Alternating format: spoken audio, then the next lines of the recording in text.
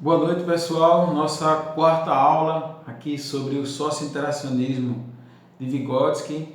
E nessa aula de hoje eu vou fazer a segunda parte no que diz respeito aos principais pontos da teoria de Vygotsky, o sócio-interacionismo ou a psicologia histórico-social. E eu vou só ler para vocês aqui rapidamente os tópicos anteriores que eu desenvolvi na aula passada, né, para a gente dar continuidade aos tópicos de hoje. O tópico A foi: a teoria privilegia o ambiente social. O B: o desenvolvimento varia conforme o ambiente. C: Vygotsky não aceita uma visão única universal do desenvolvimento humano.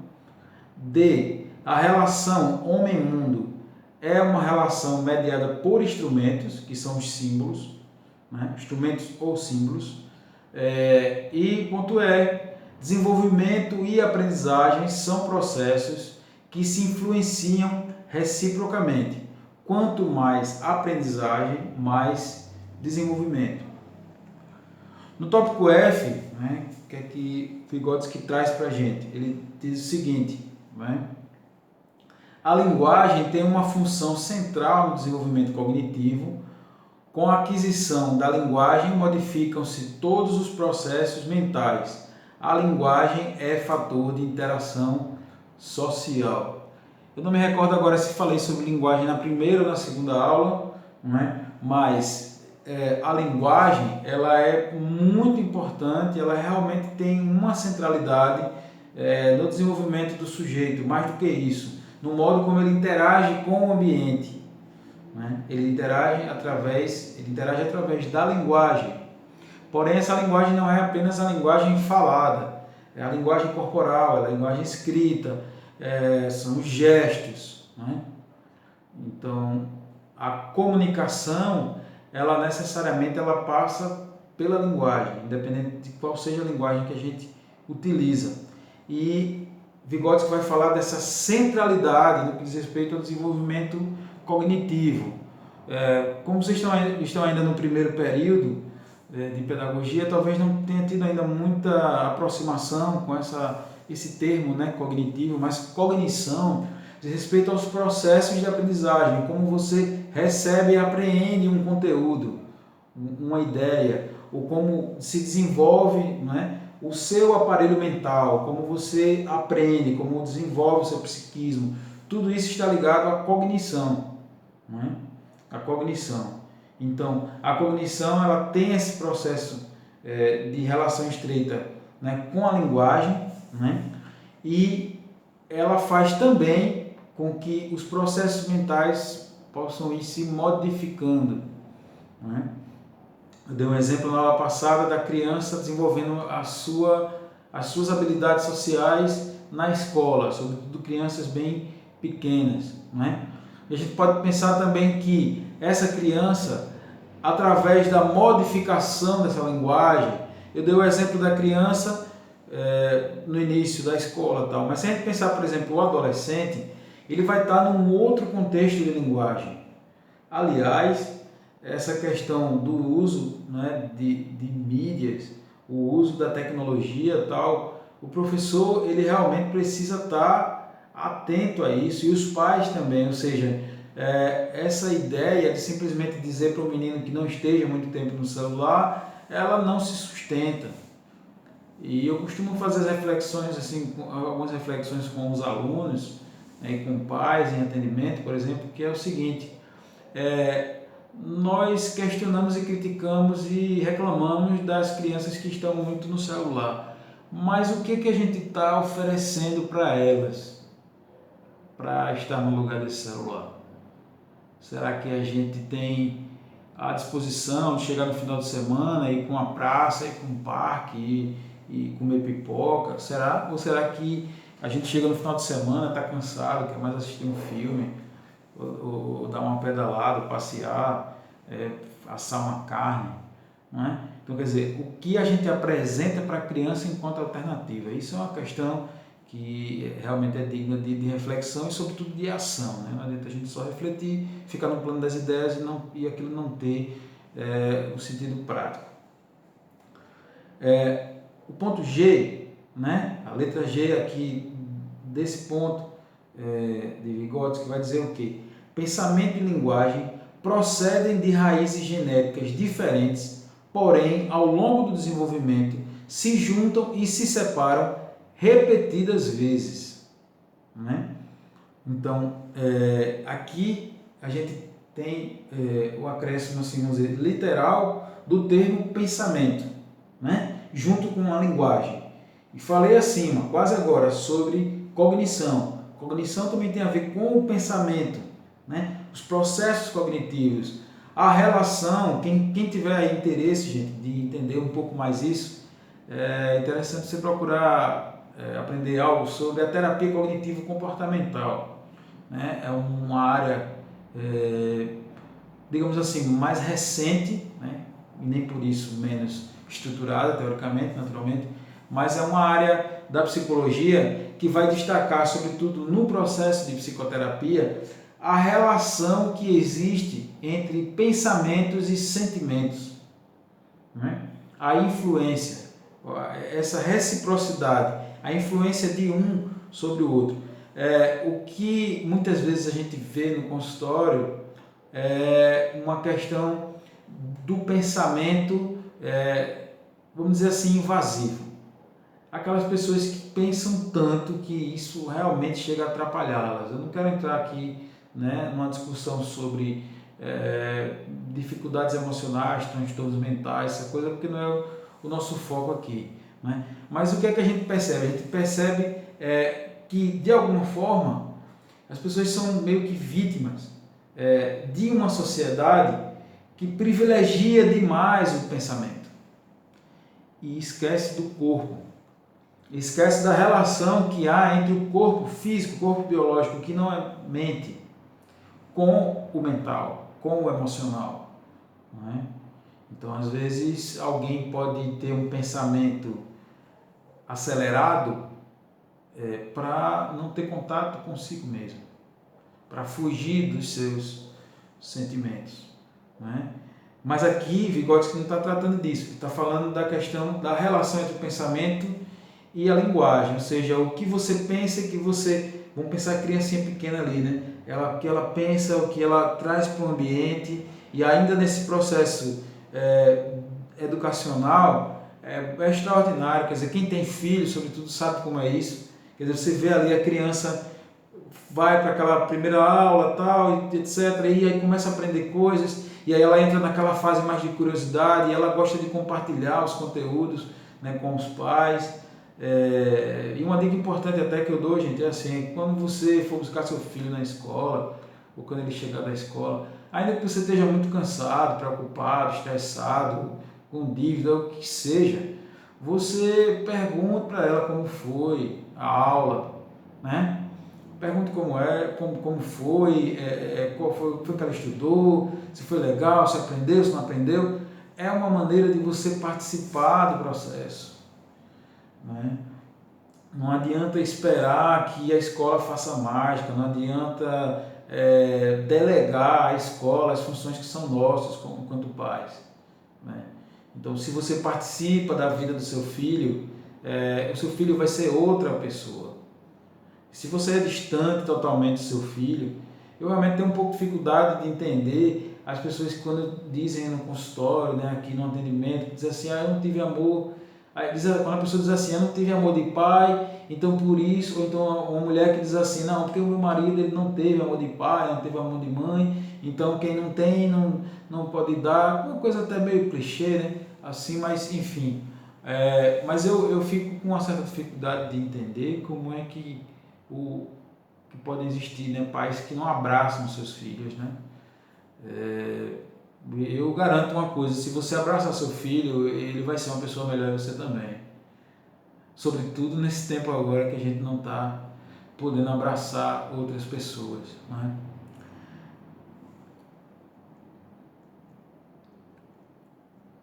Ponto H, o uso dos signos como instrumentos das atividades psicológicas transformam as funções mentais elementares em processos mentais superiores.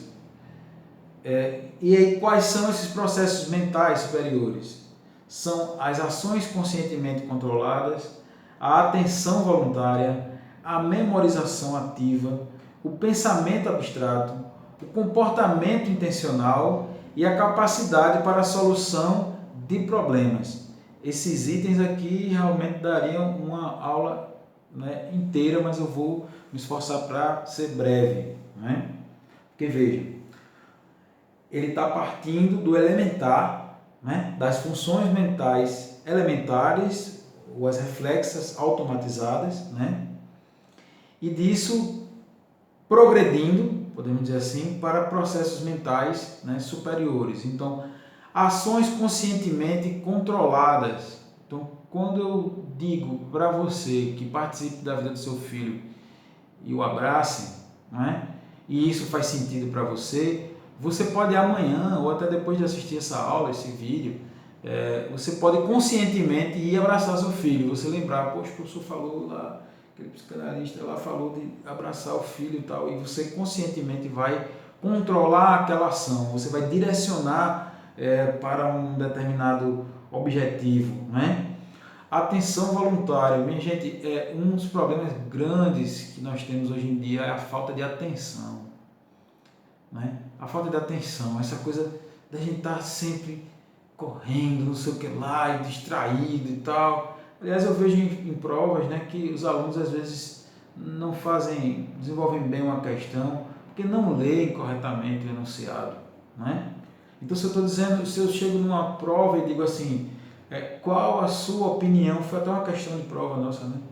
Dentro do que nós trabalhamos nesse semestre, principalmente as aulas, na sua opinião, qual a contribuição da psicologia? Então, essa resposta ela não deve precisar de apostila.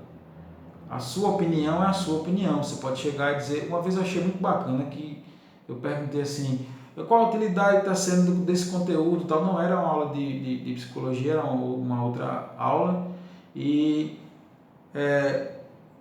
esse conteúdo tal está sendo importante para a sua vida, justifique sua resposta. Aí teve um aluno que chegou e fez, sinceramente, não. Então, quer dizer, é isso que o professor quer ouvir, é o que o aluno pensa, não é o que está na apostila, né? Como já dizia o Paulo Rubem, né? Perdão, Rubem Alves, Paulo Rubem é outra pessoa.